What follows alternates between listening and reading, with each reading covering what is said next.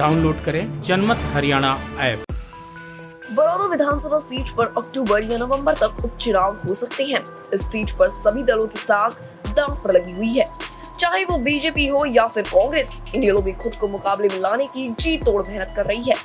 वहीं अभय चौटाला ने तो अभी से ही बरौदा विधानसभा क्षेत्र के गांवों में घूमना भी शुरू कर दिया है। बरौदा विधानसभा उपचुनाव में ये देखना दिलचस्प रहेगा कि आखिर वो सामान्य जाति का दूसरा कौन सा उम्मीदवार होगा जो इस बार बरौदा से जीत हासिल करेगा।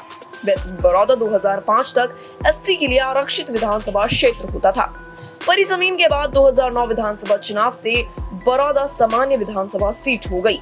सामान्य होने के बाद इस सीट पर अभी तक 3 चुनाव हुए हैं और तीनों बार ही श्री कृष्ण हुड्डा विधायक बने हैं। क्योंकि श्री कृष्ण हुड्डा के निधन के बाद बरौदा सीट पर उपचुनाव हो रहा है, तो ऐसे में सीट पर जो भी चुनाव जीतेगा वो श्री कृष्ण हुड्डा के बाद सामान्य जाति का दूसरा उम्मीदवार होगा। वैसे बरौदा उपचुनाव के लिए टिकटों को लेकर माथापच्ची भी कम नहीं है। बीजेपी और कांग्रेस दोनों को उम्मीदवार का चयन करने के लिए अच्छी खासी मशक्कत करनी पड़ सकती है। बीजेपी और कांग्रेस दोनों में दावेदारों की लंबी कतार है। श्री कृष्ण हुड्डा के बेटे जितेंद्र हुड्डा के साथ साथ उनकी पुत्रवधू गायत्री भी इस सीट पर कांग्रेस की टिकट की प्रबल दावेदार है। जितेंद्र हुड्डा की पत्नी गायत्री हुड्डा वैसे भी बरौदा हलके से संबंध रखती हैं और हलके के भैंसवाल गांव में उनका मायका भी है। वो मलिक गोत्र से आती हैं। वैसे भी मलिक गोत्र के वोटर्स बरौदा में बड़ी संख्या में हैं और इस कारण पूर्व सीएम भूपेंद्र सिंह हुड्डा गायत्री को चुनाव मैदान में उतार भी सकते हैं। इस कदम से पूर्व सीएम एक तीर से कई शिकार कर सकते हैं। एक तो दिवंगत विधायक श्री कृष्ण हुड्डा के परिवार के व्यक्ति को टिकट मिल जाएगी, दूसरी बाहरी उम्मीदवार का ठप्पा भी नहीं लगेगा, तीसरा श्री कृष्ण हुड्डा की पुत्रवधू के मलिक गोत्र से जुड़े होने की वजह से उस गोत्र के वोटों का कांग्रेस को फायदा भी हो सकता है। हालांकि श्री कृष्ण हुड्डा के बेटे मोनू हुड्डा ने गायत्री हुड्डा को चुनाव मैदान में उतारे जाने का खंडन किया है।